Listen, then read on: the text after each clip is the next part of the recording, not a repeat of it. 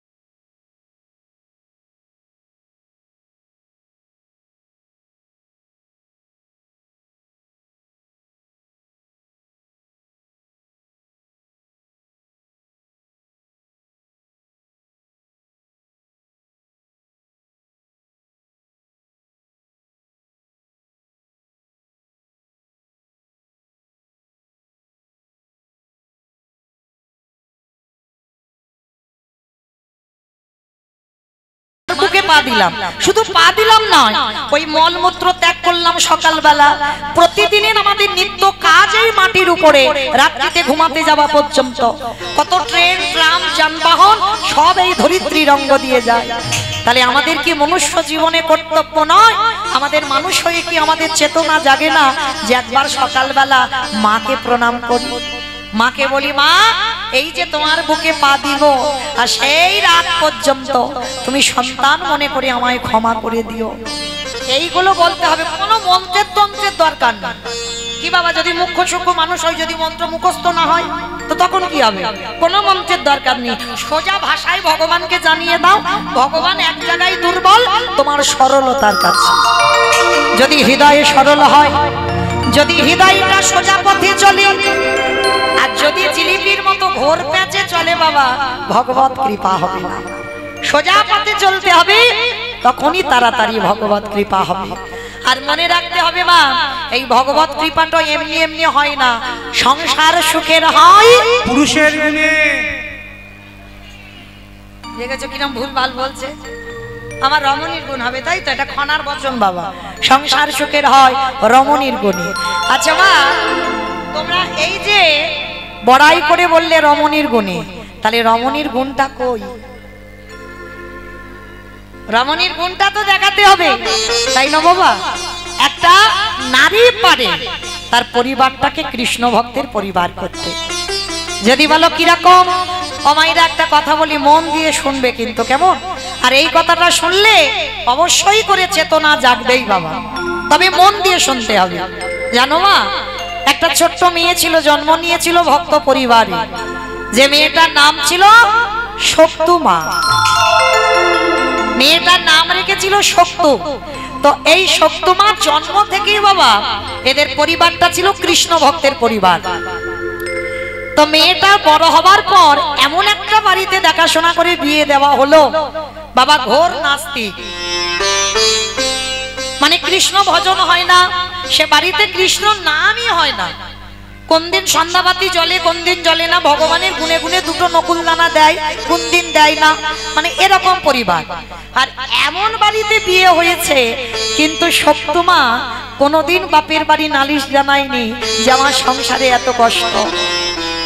আর শাশুড়ি তো বাবা, সে শাশুড়ি নয় বাবা, সে শ্বাস উড়িয়ে দেয়। শ্বাস সবসময় উড়িয়ে দেয়, সে শাশুড়ি নয়। কারণ না, শাশুড়ি তো আর মা হবে না, আর বৌমা মেয়ে হবে না। কি মা ভুল বললাম? তবে হবে কাদের কাছে হবে? যাদের মানিয়ে নামার শক্তিটা দিয়েছে, যাদের ধৈর্য শক্তি দিয়েছে, তাদের কাছে বাবা শাশুড়ি মা হয় আর বৌমা মেয়ে হয়, হয় না বলা ভুল। তা এই শক্তিমার বিয়ে দেওয়া হয়েছিল, কিন্তু মা শাশুড়িটা মোটে ভালো নয়। সকাল থেকে রাত্রিতে ঘুমাতে যাওয়া পর্যন্ত বৌমার কাজকর্ম রেডি করে রেখেছে, মানে হাতের জল শুকায় না, সবসময় কাজ করতেই থাকে। আর শাশুড়ির আদেশ ছাড়া বাইরে বেরোনো যাবে না। তা স্বামীটা শাশুড়ির কথা মতো চলে, তো কিছু করতে পারে না। বাপের বাড়ি কোনো নালিশও জানায় না, আর সে বাড়িতে বাবা ভগবানের নামও করা নিষেধ। যতটুকু করবে নামটা মনে মনে জপ করতে হবে, প্রকাশ করা যাবে না। তো একদিন হঠাৎ ওই শক্তিমা কি করেছে, এঁঠো বাসনগুলো মাজছে সকাল সকাল। আর বাবা কয়েকজন বৈষ্ণব ঠাকুর রাস্তা দিয়ে যাচ্ছে ওই গ্রামে ভাগবত পাঠ করতে। গ্রামেই ভাগবত হবে, আলোচনা করতে করতে যাচ্ছে। আর যখনই যাচ্ছে শক্তিমার কানে এসেছে, শক্তিমা মনে মনে ভাবলো, যাই আজকের আমার শাশুড়ি মাকে একটু বলবো, অনেকদিন আমার বিয়ে হলো, আমি কতদিন ভক্ত সঙ্গ করিনি, কতদিন আমি গীতা ভাগবত পাঠও শুনিনি, কতদিন আমি সাধুগুরু বৈষ্ণবদের চরণ ধুলা পাইনি। আমি শাশুড়ি মার অনুমতি নিয়ে আমি একটু ভাগবত শুনতে যাব। তা শক্তিমা কি করেছে বাবা, সকাল সকাল সব কাজ রেডি করে ফেলেছে, মানে শাশুড়ি আর কিছু বলতে পারবে না, সব কাজ হয়ে গেছে। এইবার সন্ধ্যা হব শাশুড়ি মার কাছে গিয়ে গলদেশে বস্ত্রটা দিয়ে মার কাছে করজোর করে দাঁড়িয়েছে। মা, ও মা, একটা কথা বলবো। বলো কি কথা? মা, আমাদের গ্রামে না 1 সপ্তাহ ভাগবত হবে। ও মামা, তুমি আমার একটু অনুমতি দাও না, আমি একটু ভাগবত শুনতে যাব। অপদার্থ, তোর এত বড় সাহস, তুই আমার বাড়ির বউ হয়ে তুই বাইরে ভাগবত শুনতে যাবি? হ্যাঁ, দাঁড়া, এক্ষুনি আমি ছেলেকে বলছি। পাশের ঘরে ছিল ছেলে, ছেলের কানে নালিশ জানালো। আর যখনই ছেলের কানে নালিশটা জানিয়েছে, শাশুড়ি আর স্বামী দুজনে মিলে ওই শক্তিমাকে বেত্রাঘাত, দূর হয়ে যা, বেরিয়ে যা, দূর হয়ে যা, গিরিধার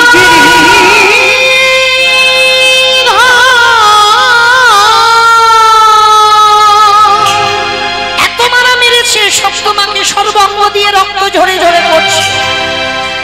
তোর এত বড় সাহস, আমার ঘরের বউ হয়ে তুই কিনা ভাগবত শুনতে যাবি, সাধু সঙ্গ করতে যাবি? আমার বাড়ি থেকে কোনোদিন যাওয়া যাবে না, অসম্ভব। এত মারা মেরে শক্তিমাকে ঘরে রেখে দরজা বাইরে থেকে বন্ধ করে দিয়ে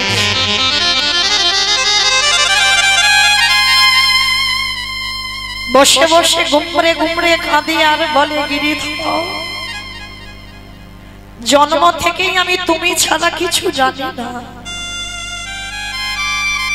আমি বুঝতে পারিনি ঠাকুর, তোমায় ভালোবাসলে তাকে এত কষ্ট পেতে হয়। আমি বুঝিনি তোমার নাম ভালোবাসলে তার জীবনে এত দুঃখ, এত কষ্ট থাকে। তবে তুমি দুঃখ দাও, জ্বালা দাও, যন্ত্রণা দাও, সব দাও, সহ্য করবার মতো ক্ষমতাটুকু আমায় দিয়ে পাঠাও। শক্তিমা বসে বসে কাঁদছে, আর ওদিকে ভাগবত শুরু হয়ে গেছে বাবা, আওয়াজ কানে আসছে। আর ওই শক্তিমায়ের চোখের জল কি আর ভগবান দেখতে পারে? ভগবান গিরিধর পাথর রূপে ত্যাগ করে শাশুড়ির রূপটা ধারণ করেছে। বড় মজার কথা মা, দেখো, শাশুড়ির রূপটা ধারণ করে বাইরে থেকে তো শাশুড়ি দরজা বন্ধ করে দিয়েছিল, দরজাটা খুলেছে। আর দরজাটা যেই না খুলে শাশুড়ি মা প্রবেশ করেছে, শক্তিমা চমকে উঠেছে। হে কি মা, মা তুমি আমার ঘরে এসেছো? মানে ভয় পাচ্ছে, যদি আবার না জানি আমায় মারে। কত জ্বালার ঘর, দেখো, আবার না জানি আমায় মারে। এত মারা মেরেছে মা, সর্বঙ্গ থেকে রক্ত পড়ছে। ভগবান শাশুড়ির রূপ ধরে শক্তিমার মাথায় হাত দিয়েছে। অমাইরা পরশমণি পাথরের নাম শুনেছো? লোহাতে ঠেকালেই লোহা সোনা হয়ে যায় বাবা। আর আমার ভগবান তো পরশমণির থেকে আরো মূল্যবান। যদি ভক্তকে পরশ করে তার হৃদয়টা সোনার থেকে আরো দামি হয়ে যায়। তা ভগবান শাশুড়ি হয়ে যেই না মাথায় হাত দিয়েছে, নিমিষে সব জ্বালা দূরীভূত হয়ে গেল। আর যেই না জ্বালা যন্ত্রণা সব দূরীভূত হয়ে গেল, এইবার শাশুড়ি মার রূপ ধরে বলছে, আমি মেরেছি বলে বড় কষ্ট হয়েছে, বড় ব্যথা করছে। মাথাটা নিচু করে দাঁড়িয়ে আছে শুকনো। না মা, তুমি তোমার মা, মা যদি সন্তানকে মারে কষ্ট হয়? হয় না, আমার কিচ্ছু হয়নি। এই ঠিক আছে, আর অত বলতে হবে না।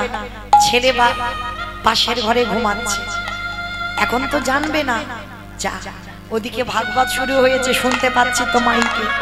যা, দেরি করিস না, এক্ষুনি তুই ভাগবত আসরে চলে যা। শক্তিমা চমকে উঠল, মা আমি যাব বলেছি বলে তো তুমি আমায় মারলে, আমাকে বললে যেতে দেবে না, আর এখন বলছো যা। হ্যাঁ বলছি, তুই এত কান্নাকাটি করছিস, আমার ছেলে জানবে না। যা, এই সুযোগে তুই, আমি দরজা খুলে দিচ্ছি, তুই চলে যা। আর শোন, আসবার সময় আমার জন্য একটু প্রসাদী আনবি। কেমন পরীক্ষা দেখো ভগবান। আর যেই না দরজাটা খুলেছে, শক্তিমা ছুটতে ছুটতে চলে গেছে সেই পাঠক ঠাকুরদের কাছে। ভাগবত আসরে গিয়ে সারা রাত হয়ে যাচ্ছে, নাচ গান ভাগবত পাঠ শোনা, ভক্ত সঙ্গ সাধু সঙ্গ সারা রাত ধরে হচ্ছে। শাশুড়ি স্বামী দুজনে ঘরে ঘুমাচ্ছে, এদিকে সকাল হব হব ভাব। এঠো বাসন পড়ে আছে, বাসি কাপড় ছেড়ে রেখে দিয়েছে, বিছানা পড়ে আছে, ঘর বাড়ি তো বাসি পড়ে আছে। ভগবান মনে মনে ভাবছে, মেয়েটা তো রাত জেগে আসছে,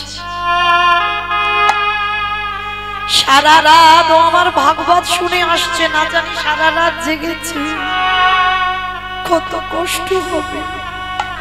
যাই, আমার ভক্তের হয়ে আমি একটু কাজগুলো করে দিই। সকাল সকাল ভগবানে আমার ওই শক্তিমার বেশ ধারণ করে, ভগবানে আমার নিজের হাতে ভক্তের এঁঠো বাসন নিজের হাতে মেজে দিল। ও যে ভক্ত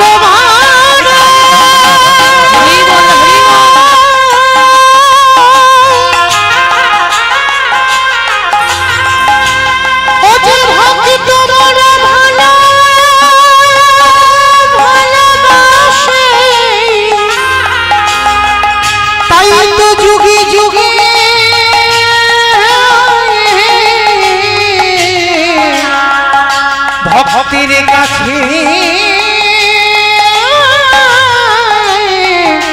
ছুটে আসে। সকাল হয়ে গেছে, ওদিকে প্রসাদ নেওয়ার জন্য শক্তিমার একটু দেরি হচ্ছে। শাশুড়ি স্বামী দুজনের ঘুম ভেঙে গেল। সকালবেলা গিয়ে দেখছে বাবা বৌমা দরজা খোলা, বৌমা ঘরে নেই।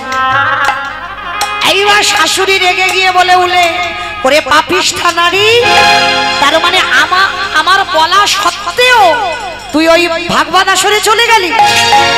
বেশ, আসতে তো তোকে হবে, আর আসবার পরে আমি তোর ব্যবস্থা করব। এদিকে শক্তিমা তো জানে না, আর দরজায় শাশুড়ি মা বেতের বাড়ি নিয়ে বসে আছে, বউ ঘরে ঢুকলে মারবে। আর শক্তিমা সকাল হয়ে গেছে, প্রসাদীটা নিয়ে ছুটতে ছুটতে আসছে, মা মা মা, ও মা এই নাও। এত দেরি হতো না, তুমি বলেছিলে না বৌমা একটু প্রসাদী আনবে, ওইটার জন্য একটু দেরি হয়ে গেল। ও মামা এই নাও, তোমার জন্য আমি প্রসাদ এনেছি।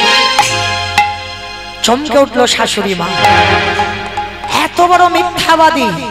আরে আমি কখন তোকে বলেছি আমার জন্য প্রসাদী আনতে হবে? আর আমি কখন বা তোকে অনুমতি দিলাম? শক্তিমা চমকে উঠেছে। সে কি মা, তুমি আমার দরজা খুললে, তুমি আমার মাথায় হাত দিয়ে, আমি তো যেতে চাইনি, তুমি বারণ করেছো বলে আমি ভয়ে ভয়ে ছিলাম, যদি আবার আমি চুরি করে যাই তুমি আমায় মারবে। কিন্তু মা তুমি তো নিজেই এসে আমার অনুমতি দিলে, আর অনুমতি দিলে তুমি নিজে তো ঘর থেকে আমাকে হাত ধরে নিয়ে গেলে, তুমি সব ভুলে গেছো। অসম্ভব, এত বড় মিথ্যা কলঙ্ক তুই আমার গায়ে লাগাচ্ছিস। ছেলে ছুটে এসেছে, মা কি হয়েছে? খোকা তোর বউ এত বড় মিথ্যাবাদী, আমরা সকালবেলা বারণ করা সত্ত্বেও গেছে। তবে রে পাপিষ্ঠা নারী, সারা রাত তুই ভাগবত আসরে কাটিয়েছিস, স্বামী শাশুড়ি দুজনে মিলে আবার দরজার ধারে দাঁড় করিয়ে বেত্রাঘাত করছে। দূর হয়ে যা, বেরিয়ে যা, দূর হয়ে যা গিরিধর।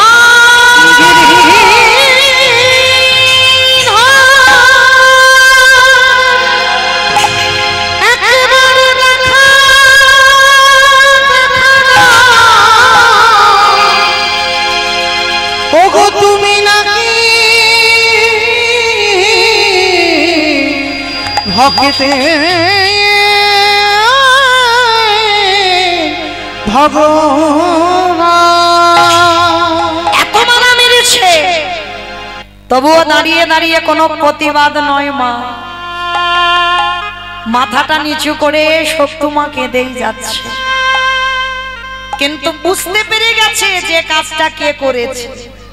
ভক্ত তো চুলের মুষ্টিটা ধরে টেনে নিয়ে গেছে। শাশুড়ি এঠো বাসনগুলো কে মাজবে, বাসি কাপড়গুলো কে ধোবে, বাসি বিছানা পরিষ্কার করতে হবে, ঘর বাড়ি পরিষ্কার করতে হবে। চুলের মুষ্টিটা ধরে বাবা যেই না কলের ধারে ফেলেছে, দেখে না সে বাসন মেজে ধুয়ে মুছে সব রেডি করা, বাসি জামা কাপড় সব কেচে মেলে দেওয়া আছে, ঘর বাড়ি মোছা, বিছানা পরিষ্কার। শাশুড়ি মা অবাক হয়ে গেল, একটু আগে আমি দেখে গেলাম কিছু কাজ হয়নি, সব এলোথেলো হয়ে আছে, আর এর মধ্যে এগুলো কে করলো? শক্তুমার বুঝতে দেরি হলো না, শরীর থেকে সারা শরীর তো মেরেছে, ফুলে গেছে, কাঁদে আর বলে গিরিধর, সেই যদি তুমি ঘোর নাস্তিকের বাড়িতে এলে, তাহলে তুমি কি পারো না আমার শাশুড়িকে একবার তোমার চরণের দাসী করে দিতে? তুমি কি একবার পারো না আমার স্বামীর মন মতিটাকে একটু ঘুরিয়ে দিতে? তোমার ইচ্ছাতে যদি এই বিশ্ব ব্রহ্মাণ্ড চলে, তাহলে তুমি তো মনে করলে সব পারো। দাও না ঠাকুর, তুমি যদি আজকে দেখা না দাও, এরা তো জীবনে কেউ ভাববে না তুমি আছো বলে। একবার দেখা দাও না ঠাকুর, একবার দেখা দাও। ভগবান মনে মনে ভাবলেন, সব নয়নে আমারে দেখা যায় না, দ্বন্দ্বের সবার সব মানে সর্বস্ব, তালিবের সবার সব মানে মরা। যারা দাঁড়িয়ে আছো, বসে আছো, কীর্তনিয়া সম্প্রদায়, এই তালিবের সবার সব মরা, চোখে দেখা যায় না। ভগবান মনে মনে ভাবলো, যদি দেখা না দিই, তাহলে আমার ভক্ত যে সারা জীবন কষ্ট পাবে। সে যে ভক্তির লাগি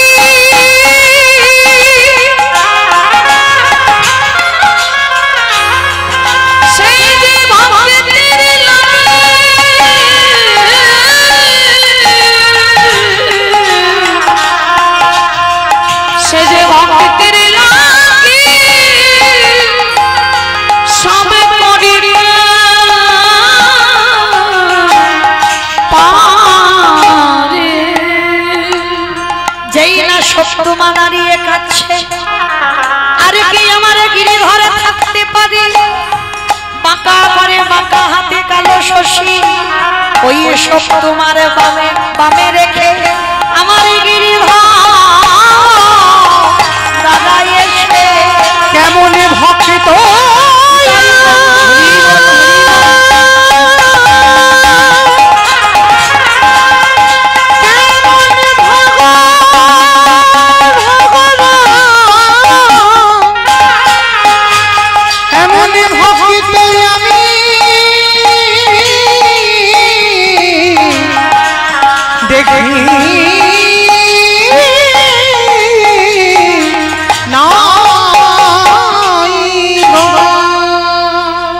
যেই না গিরিধরে দাঁড়িয়েছে শক্তিমাকে বামে নিয়ে, ঠিক যেমন বাবা মীরার গিরিধর দাঁড়িয়েছিল, আজকের শক্তিমার কাছে দাঁড়িয়েছে।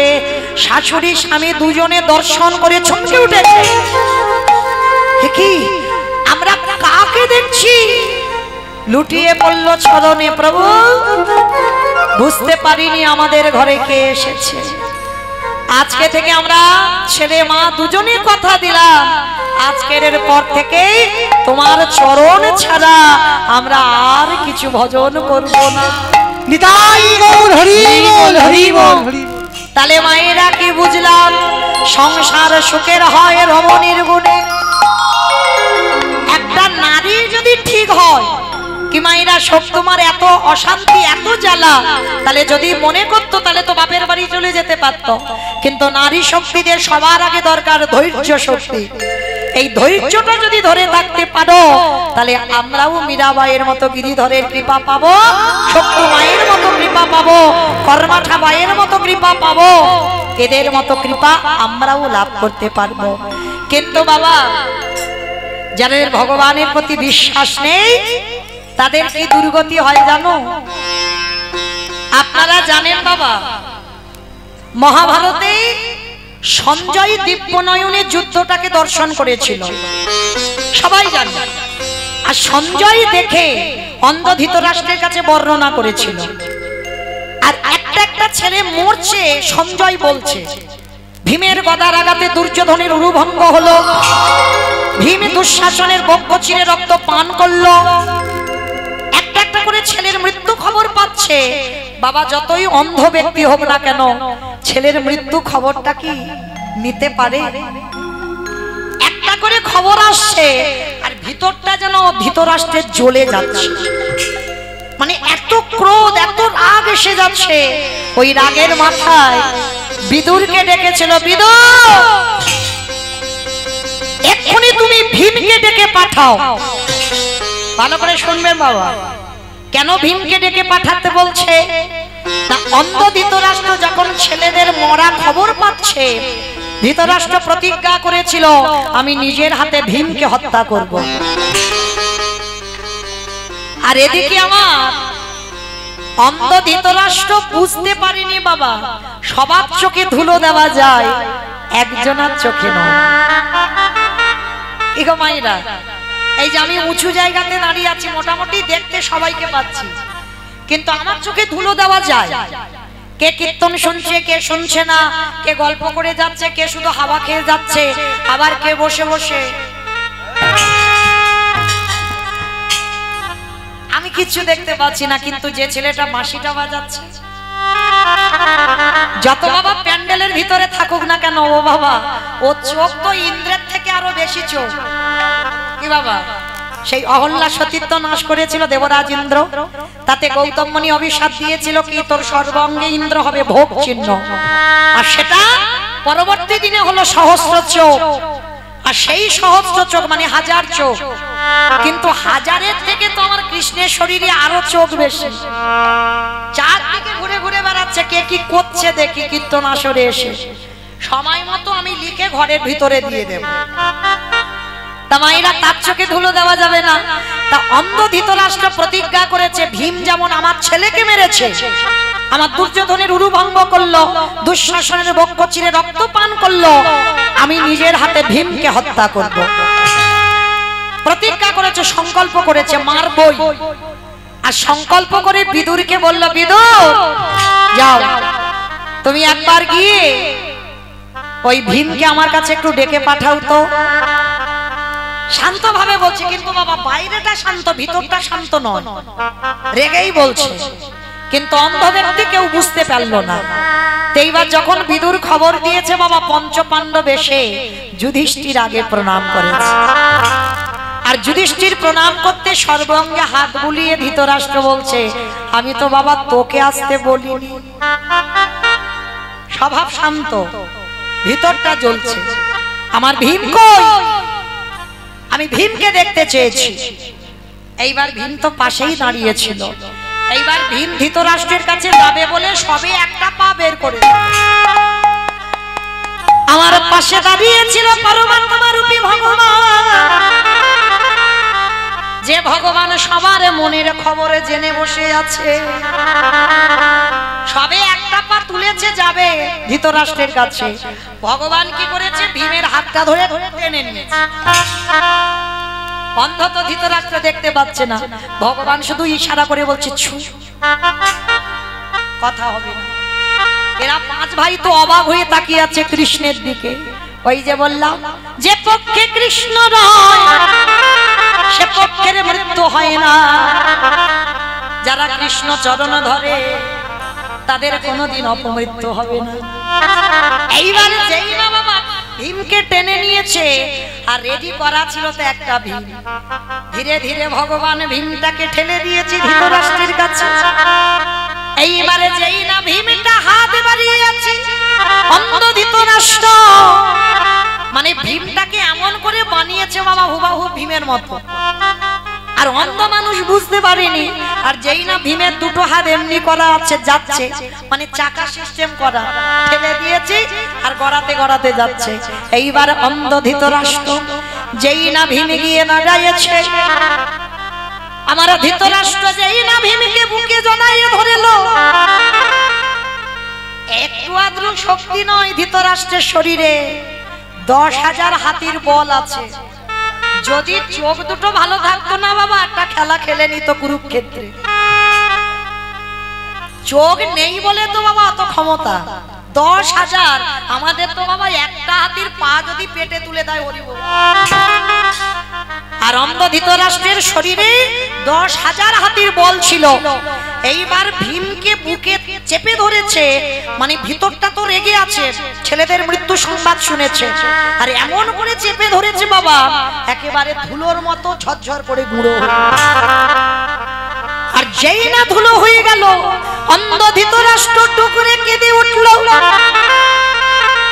সবাই অবাক হয়ে গেল, চমকে উঠেছে দেখে যে জ্যাঠামশাই ভীমকে বুকে চেপে ধরে মেরে দিয়েছে। এরা তো আসল রহস্যটা জানে না, জানে আমার কৃষ্ণ। যার জন্য বাবা ওই ঘরের ভিতরে একটা লোহার ভীম রেডি করে রেখে দিয়েছে। লোহার ভীম, মাটি টাটি নয়, লোহা। হরি বল। এইবার লোহাটাকে চেপে ধরে ধুলোর মতো গুঁড়ো করেছে, তার মানে শক্তিটাকে ভাবো। এইবার যেই গুঁড়ো হয়ে গেল বাবা, মৃত্যুর পর এইবার ধৃতরাষ্ট্রের চেতনা ফিরেছে। দেখবেন বাবা, কোন ব্যক্তি রাগের মাথায় অনেক ভুল করে ফেলবে, করে না বাবা? বাস্তবেও আছে, দেখবেন রাগ হয়, ক্রোধ হয়, ওই জন্য সবার আগে বলছে ওইটাকে দমন করে রাখতে হবে। হ্যাঁ, রাগের মাথায় অনেক ভুল ভাল সিদ্ধান্ত আমরা নিই, কিন্তু না, যখনই সিদ্ধান্ত নেবে বাবা, সিদ্ধান্ত নেবার আগে 10 বার পিছনে ভাবতে হবে। হ্যাঁ, 10 বার ভাবার পর তারপরেই তোমাকে একটা সিদ্ধান্তে যেতে হবে। কিন্তু ধৃতরাষ্ট্র রাগের মাথায় ক্রোধ এসেছে, বুঝতে পারেনি। কিন্তু ধৃতরাষ্ট্র জানে তার ছেলেগুলো কেউ ধার্মিক না, সব অধার্মিক। ভুল তার ছেলেদের, পঞ্চপাণ্ডবদের নয়, কিন্তু রাগের বশীভূত হয়ে মেরে দিয়েছে। এইবার মারার পর নিজে অনুতপ্ত হয়েছে, কৃষ্ণ রে আমাকে ক্ষমা করে দে বাবা, বিশ্বাস কর আমি মারতে চাইনি বাবা, রাগ এসে গেল, ক্রোধ এসে গেল, রাগের মাথায় আমি ভীমকে মেরেছি, আমি মারতে চাইনি, বিশ্বাস কর। ভগবান হেসে উঠেছে, ও জেঠু কে বললো তুমি ভীমকে মেরেছো? তুমি জানো না, এই জগতে কোনো ব্যক্তি যদি ভুল করে, কোনো ব্যক্তি যদি অন্যায় করে, পরক্ষণে অনুভব করে, ভুল বুঝতে পারে, নিজে নিজে মনে মনে অনুতপ্ত হয়, কৃষ্ণের কাছে গিয়ে জানায় কৃষ্ণ আমি পাপ করে ফেলেছি। এইটা যদি কেউ বলে, ভগবান বলে সেই পাপীকে আমি পাপী বলে গণ্য করি না, কারণ সে অনুতপ্ত হয়েছে, আমি ভুল করেছি, আমি অন্যায় করেছি, রাগের মাথায় করে ফেলেছি। এইবার যেই না ভগবান বলছে ও জেঠু তুমি ভীমকে মারোনি, কৃষ্ণ আমি ওকে বুকে চেপে ধরে মেরে দিয়েছি, না অত সোজা নয় জেঠু, তুমি যখন মনে মনে পরিকল্পনা করছিলে ওটা তো সবার আগে আমার কানে বেজেছে, আমি জানি তুমি এটা করবে, ওই জন্য তোমার জন্য আমি সারা রাত জেগে একটা লোহার ভীম রেডি করে রেখেছিলাম। ও জেঠু, তুমি যাকে মেরেছ সেটা আসল ভীম নয়, সেটা হলো লোহার ভীম। কৃষ্ণ তার মানে আসল ভীম মরেনি না, দেখবে এইবারে ভীমকে দাঁড় করিয়েছে। আর তো ক্রোধ নেই বাবা, সব ঠান্ডা হয়ে গেছে। হরি বল। এইবারে সর্বঙ্গে হাতে বুলাই ধৃতরাষ্ট্র কেঁদে বলল, ভীমিরে আমি রাগের মাথায় ভুল করে ফেলছিলাম, যদি পারি আমায় ক্ষমা করে দিস। জেঠু, যেদিন থেকে পিতা হারিয়েছি তোমাকে পিতার জায়গায় বসিয়েছি, আর তুমি পিতা হয়ে সন্তানের কাছে ক্ষমা চাইছো। যদিও আমার প্রাণ যেত, আমার এতটুকু দুঃখ হতো না জেঠু। তুমি আমার বাবার সম হয়ে তুমি আমাকে মারতেই পারো। তা যেই না ভুলটা ভেঙে গেল, 100 ছেলের মরার পর যাদের মারার জন্য ধৃতরাষ্ট্র এত পরিকল্পনা, ধৃতরাষ্ট্র খেত কার কাছে? ছেলেগুলো তো আর কেউ বেঁচে নেই, যুধিষ্ঠির রাত্রিবেলা করে খেতে দিতে যেত। কত ধর্মপরায়ণ ছেলে দেখো, যাদের মারবার জন্য কত না কি চক্রান্ত করেছে বাবা, যারা মহাভারত জ্ঞানী জানে।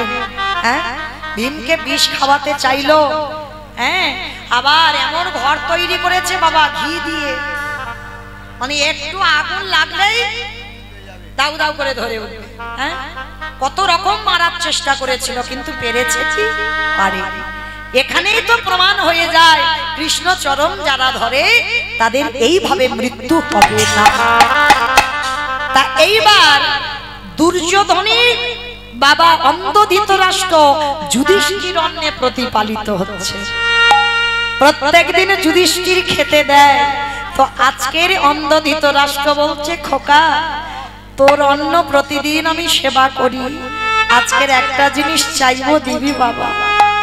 কি জেঠু?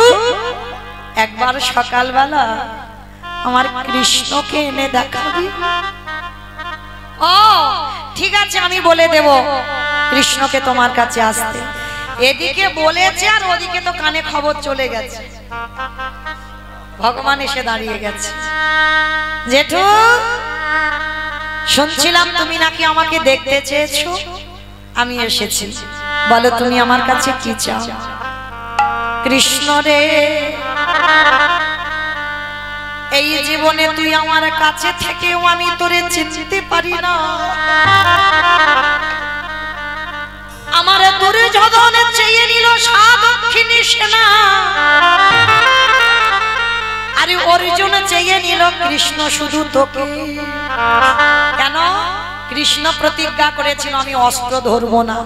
দুর্যোধন এত মূর্খ, বলে যুদ্ধে যখন অস্ত্র ধরবে না, ও বেটা নিয়ে আমি কি করব? তাহলে আমার সাদক্ষিণী সেনাই ভালো, তারা যুদ্ধ করতে পারবে। কিন্তু অর্জুন বেছে নিয়েছিল কৃষ্ণচরণ, বলে আমার অস্ত্রের দরকার না, আমার মাধব যদি আমার সাথে থাকে, যদি আমরা কুরুক্ষেত্রের মাঠে পরাজিত হই তাতেই আমাদের লাভ। কারণ এইটুকু তো জানবো আমাদের কাছেই আমাদের সখা কৃষ্ণ আছে। তারা নিয়েছিল। আজকের অন্ধ ধৃতরাষ্ট্র বলছে আমার দুর্যোধন চিনতে পারে না, তাই কৃষ্ণ তোকে কোনোদিন বেছে নিল না, তাই তো আজ আমার শেষ পরিণতি এমন। আজকের আমি তোর কাছে একটা জিনিস চাইব। কি চাও জেঠু? একটুখানির জন্য আমার চোখ দুটোকে ফিরিয়ে দিবি। ও তোর, তার মানে তুমি পৃথিবীর আলো একটু দেখবে না? ওরে কৃষ্ণ রে, যদি আগেবার আমি দৃষ্টি পেতাম, তোর ভুবন মঙ্গল ভোলানো রূপ আমি একটু দেখতাম। আমাকে দেখবে? ঠিক আছে। করুণার হাতটা ধৃতরাষ্ট্রের চোখে বুলিয়ে দিল। যেই না বুলাইয়ে দিল, ধৃতরাষ্ট্র দৃষ্টি শক্তি ফিরে পেয়েছে। সাক্ষাৎ দিল কৃষ্ণ দয়াময়, গোপবেশ্বর বেণুকর শ্যাম নব কৈশোর নটব, নরলীলা হয় তাহার স্বরূপ। যেই না গোপবেশর মেনুকা হাতে মুরলি লইয়া দাঁড়াইয়া আছি, সেই রূপ দর্শন করে ধৃতরাষ্ট্র বলছে কৃষ্ণ আর একটা জিনিস চাইবো দিবি? আবার এক্ষুনি তো চাইলে আবার কি চাইবে? বলে আর অন্য কিছু চাইবো না, আর একটা জিনিস দে। কি চাও? দে দে আমার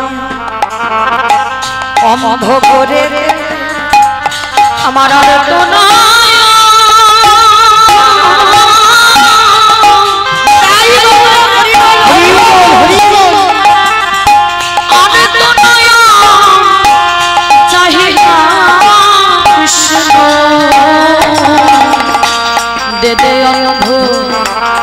অন্ধ করে যেই না বলেছে আমার অন্ধ করে, ওই যে সবে তো চোখ ফিরে পেলে আবার অন্ধ হবে কেন? ওটা কৃষ্ণ রে, এই জগতে যে আগেবার গোবিন্দ দর্শন করে ফেলে তার কি আর কোনদিন এই জগতে কিছু আর দেখতে ভালো লাগে? তাই কৃষ্ণ তোর কাছে আমি জানাই রাখলাম, এই জীবনে আমি যে কটা দিন বাঁচব আমি এই অট্টালিকাতে আর থাকতে চাই না। আমি বনবাসে গিয়ে আমি ভজন করব এই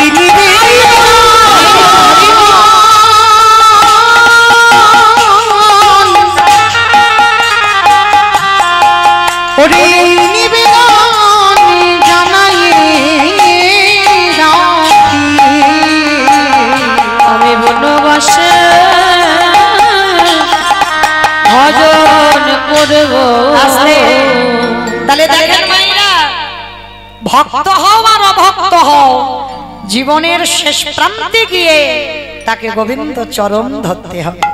রাধে, আজকে যদি সময় থাকতে থাকতে না ধরো, কোনো না কোনো জন্মে বাবা তোমাকে কৃষ্ণ চরণ আশ্রয় করতে হবে। আর সেই কৃষ্ণ নাম হরি নাম দেবার জন্য আমার গৌরাঙ্গ মহাপ্রভু নদিয়ায় নেমেছে, যাতে কলির পাপাচারী অত্যাচারী ব্যভিচারী দুরাচারী ব্যক্তিদের উদ্ধার করে দেওয়া যায়। শুধু একা নয়, বাবার সঙ্গে আর একজনকে নিয়েছে। কে গো? নিতাই যাবে দেখে তারে বলে দমতে তৃণ ধরি ধরি রে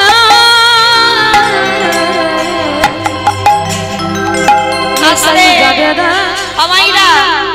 তৃণ মানে কি গো? খড়। খড় তৃণ মানে খড়, ঘাস।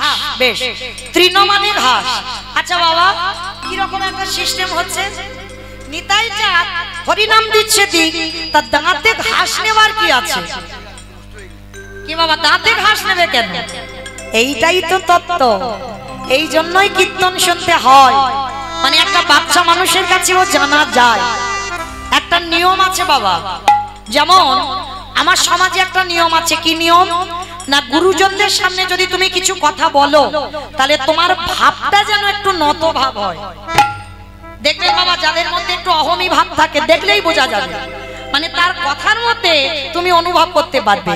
এটা কিন্তু আমার সমাজের নিয়ম নয়, কারণ এখানে আমি যে দাঁড়িয়েছি হরিবাসরে, যত কীর্তনিয়া হই না কেন, এখানে আমার অনেক বয়স জ্যেষ্ঠ বা জ্যেষ্ঠারা বসে আছেন। তাহলে আমি যে দাঁড়িয়েছি আপনাদের সামনে যে আমি কথা বলবো, আমার ভাবটা যেন বাবা একটু নত ভাব হয়। এটা আমার সমাজের নিয়ম। কিন্তু মহাপ্রভুর সমাজের নিয়ম কেমন? না, যদি কোনো কথা বলতে যাও, কথা বলবার আগে তোমাকে দাঁতে ঘাস নিতে হবে।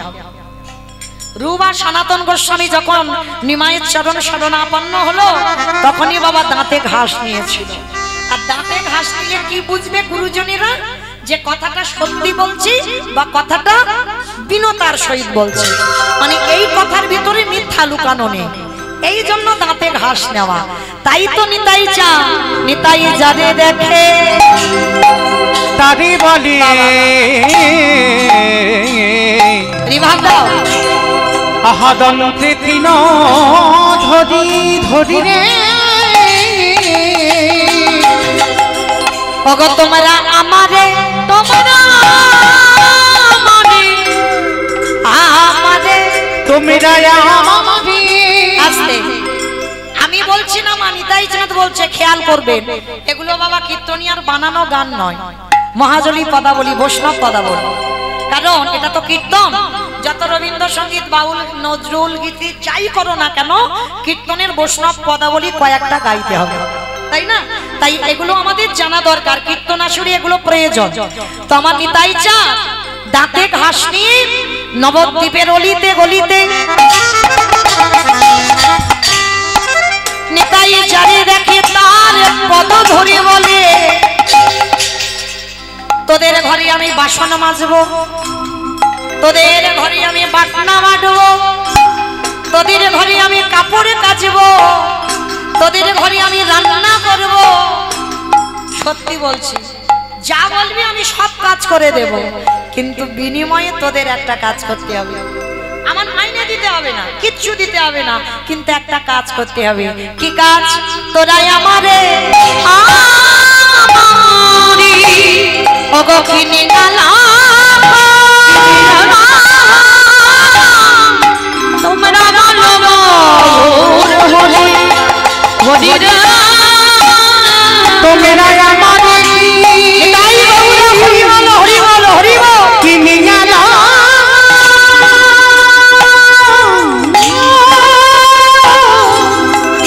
একেবারে বলো হরি হরি হরি। আচ্ছা বাবা, আপনাদের এই জায়গাটার নাম কি? বেনিপুর। বাহ, আমার নিতাই চাঁদ আপনাদের বেনিপুরে এসেছে। আর বেনিপুরে এসে কি করছে জানো? পাইকারি পাইকারি পাইকারি পাইকারি। ভালো করে শুনবেন, এটাই হচ্ছে কীর্তন বাবা। কীর্তন হচ্ছে নারকেলের মতো, বাইরে খসা, খসা ছাড়ালে কি বাবা নারকেল পাবে? আবার শক্ত, সেই শক্তটাকে ভাঙতে হবে, নারকেলটাকে টেনে বের করবে। যদি খেতে পারো তাহলে বুঝবে নারকেলের স্বাদ কেমন। তাহলে কীর্তন বিষয়টা এমন, নিতাই চাঁদ বেনিপুরে এসে পাইকারি বলে পাইকারি। আচ্ছা মা, এখানে চাষবাস হয় তো বেশ। আচ্ছা, যখন ওই বাগান থেকে সবজি তুলে এক জায়গায় দেওয়া হয়, এক দোকানে দেওয়া হয়, তাকে কি বলে? সেল সেল সেল বলে, পাইকারি বলে। হ্যাঁ, পাইকারি, পাইকারি বলে। তা নিতাই চাঁদ বেনিপুরে এসে কি করছে? পাইকারি পাইকারি মানে অন্য গ্রামে নয়, এই বেনিপুরে পাইকারি বলে পাইকারি। আর একটা মানে হচ্ছে, দেখেন একটু ভাবেন, পাইকারি পাইকারি বলি পাইকারি পাইকারি বলে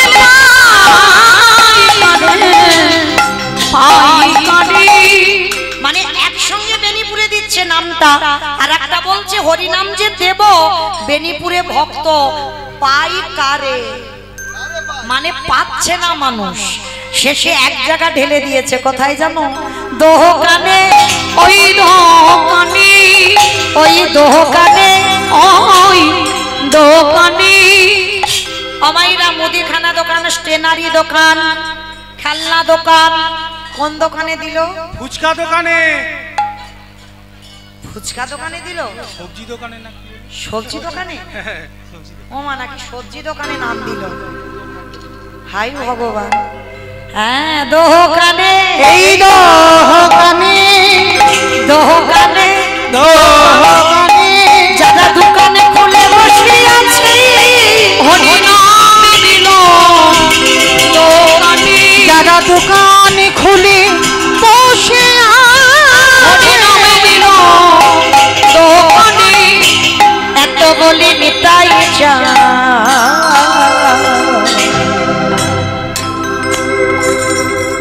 ধমে গড়ে যায়, যায় রে এত বলি নিতাই চাঁদ। দেখো ভূমে গড়ে যায় রে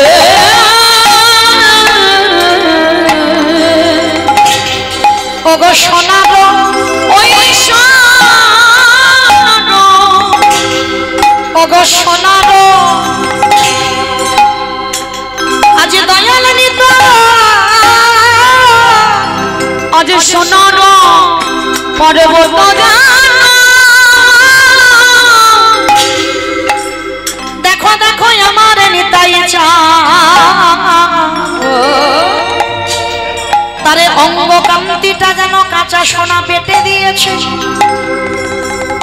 দুটো বাহু পালন করে ওই নবদ্বীপের প্রতিটা নর নারীর হাতে ধরে পায়ে ধরে কেঁদে বলে ওরে বলির জ্ঞানম্ভজি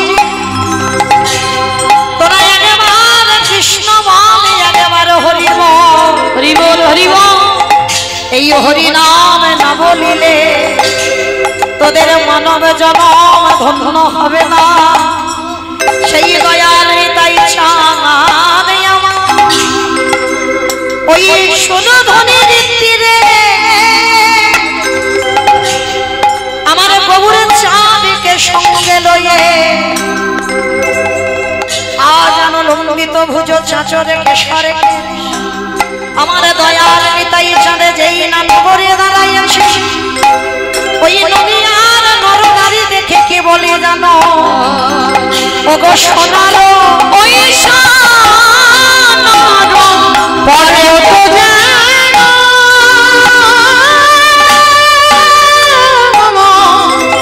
দেখো দেখো ওই না ভোলা তেরো লুটাই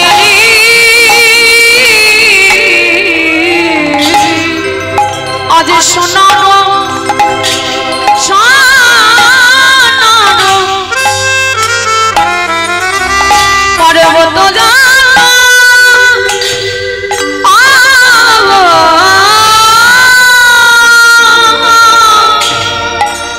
আজ দুলাতে লুটাই লুটাই রে তোরা কে নিবিয়া তোরা কে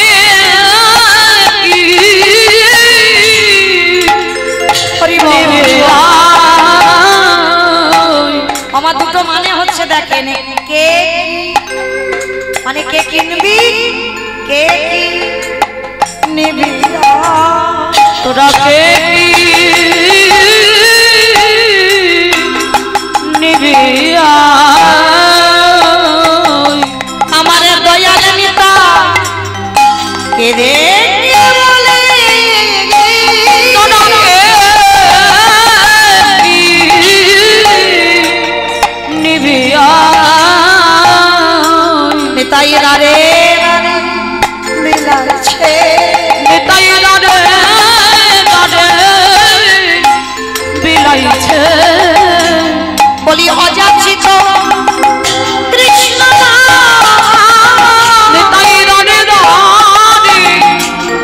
বিলাইছে এমন দয়াল হবে না হবার না এমন দয়াল হবে না হবার নয় বলি গোলকের ধন এনে বিলা দয়াল হবে না হবার নয় হরি হরি হরি বলে সেজে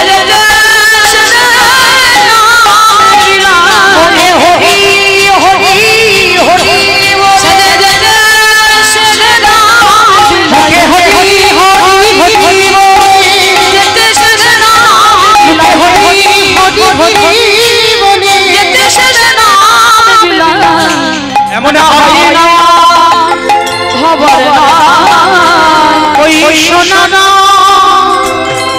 পর্বত পর্বত জানা ধুলালে লুটা ধুলালে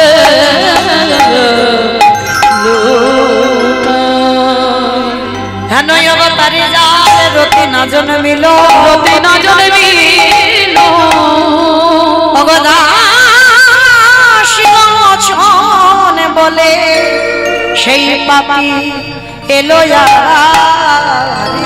ওগো এলো দাসলোচন বলে সে পাপি এলো গেল রে লোচন বলে পাপে এলো দাসলোচন বলে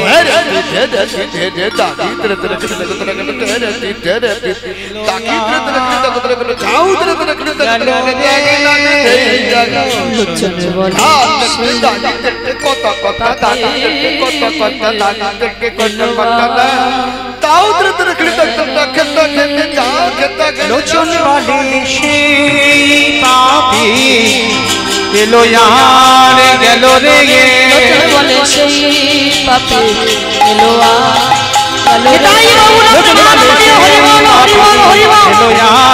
গেল রে লোচন বলে সেই পাপে এলো গেল রে দাসলোচনে বলে সেই পাপী জানি তাই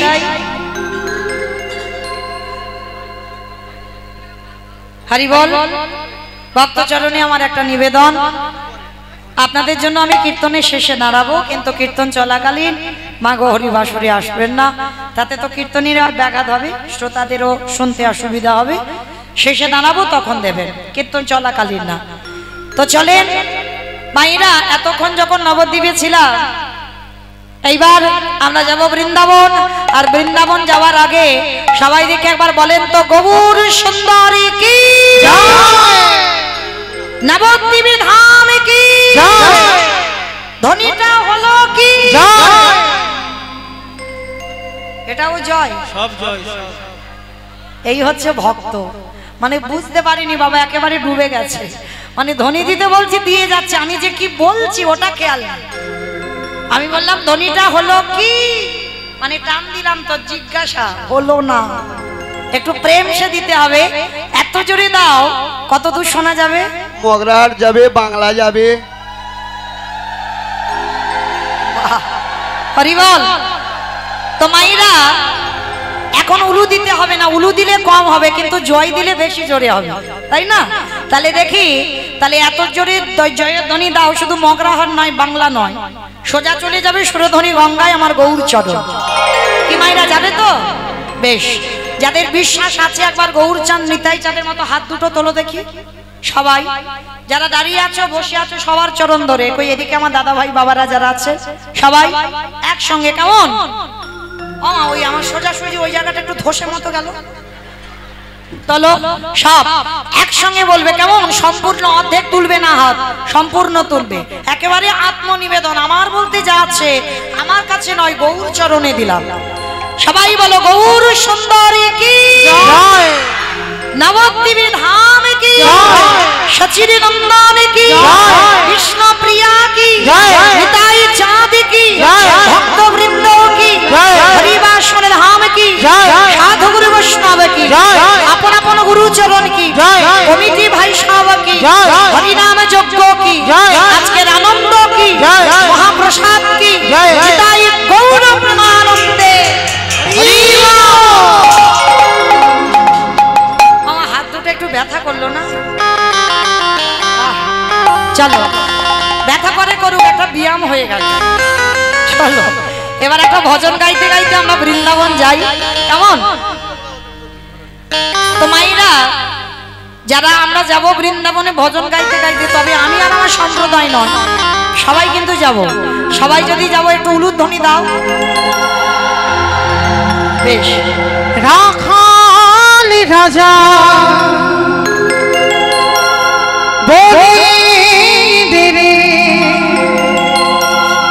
কোথায়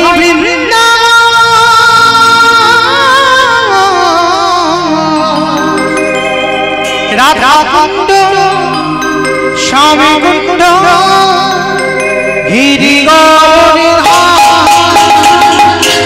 রাখালি রাজা বলি দিদি কোথায় বৃন্দাবন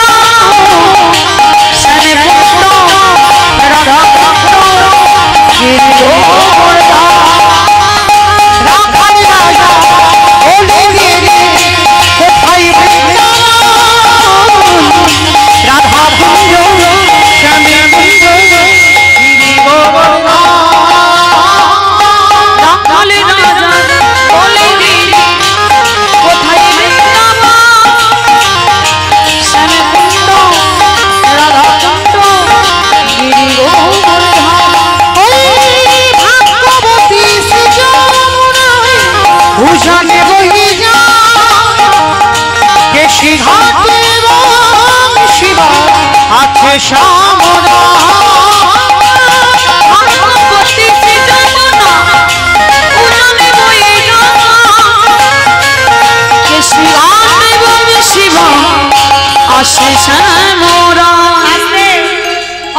আমি আর আমার সম্প্রদায় যাচ্ছি, আর কেউ যাচ্ছি না। সবাই যাচ্ছি, বেশ। সবাই যখন যাচ্ছি আর একবার এই কান মুলে বলছি, মা কালী দিব্যি আর বলবো না, এইবারটা শেষ। সবাই দিকে হাত তুলে একবার তোলো, আর একবার সবাই। আর যারা যারা ইউটিউব করছো, ক্যামেরাটা ঘুরিয়েছ, বেশ। এই বেনিপুরের আসর, ওরা তো দুদিন পরেই তো মোবাইলে দেবে, তখন বুঝতে পারবে আপনাদের এই হরিবাসরে কীর্তন হচ্ছে, আর তখন বুঝবে কার হাত উঠেছিল কার ওঠেনি। কেমন? সবার হাতগুলো ভালো করে তুলবে, সবাই একসঙ্গে তালে তালে বলবে, কেমন? একসঙ্গে। ভাগ্যবতী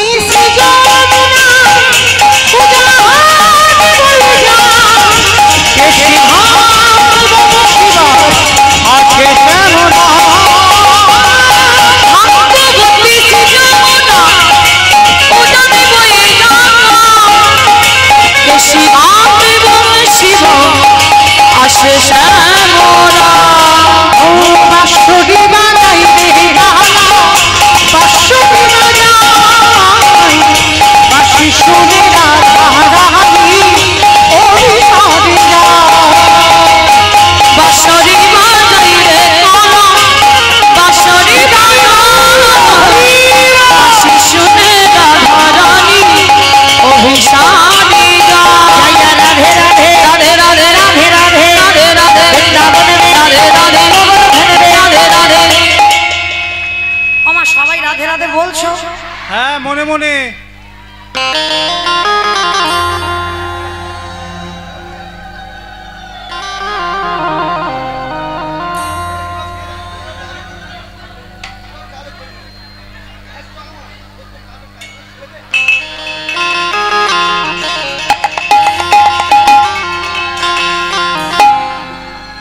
আমায়রা সবাই রাধে রাধে বলছো না? হচ্ছে না।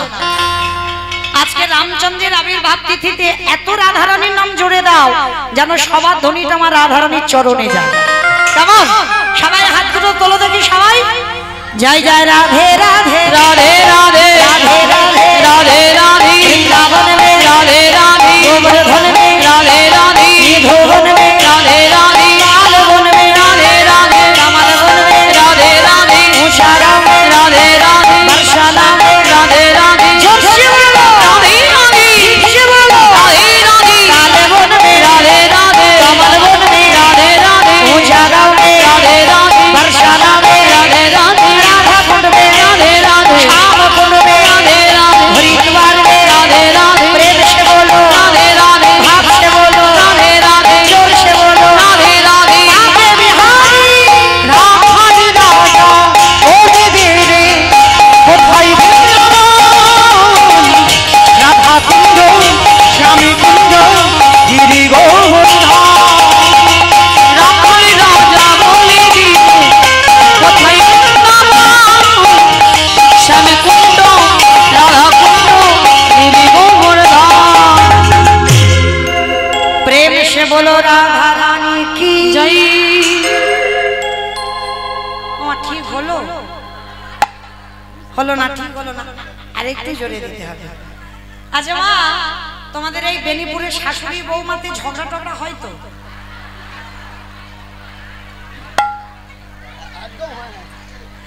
একদম হয় না মানে হয়, খুব হয়। আচ্ছা, শাশুড়ি বৌমাতে ঝগড়া হলে যে গলাটা বার হয় একটু বের করো তো মা। তখন তো ভাসুর শ্বশুর আর এগুলো মানামানি থাকে না, তখন গলার ভোল্টেজ কমে না, সেই আওয়াজটা বের করো, একটু জোরে দাও। রাধা রানী কি জয়। তার মানে সত্যি হয়।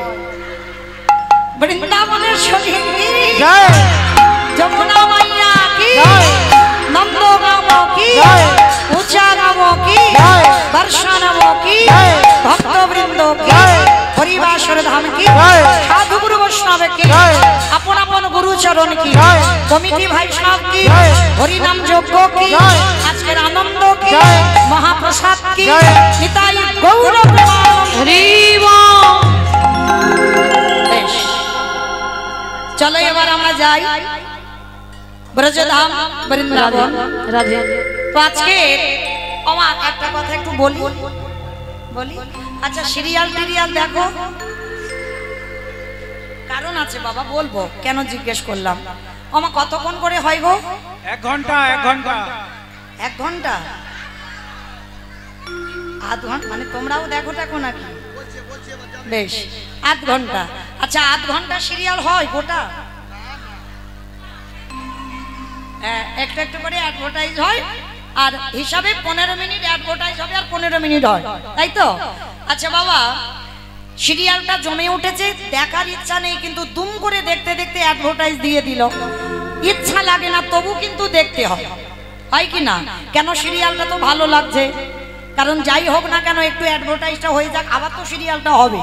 হ্যাঁ, তাহলে এই যে ইচ্ছা না হলেও আমাদের অ্যাডভার্টাইজটা দেখতে হয়।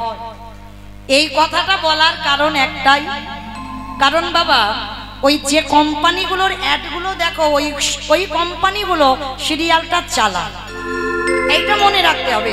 ওই কোম্পানিগুলোর অ্যাডভার্টাইজ দিচ্ছে যাতে বিক্রি ভালো হয়, ওর জন্য কিন্তু ওই অ্যাডভার্টাইজগুলো দেওয়া।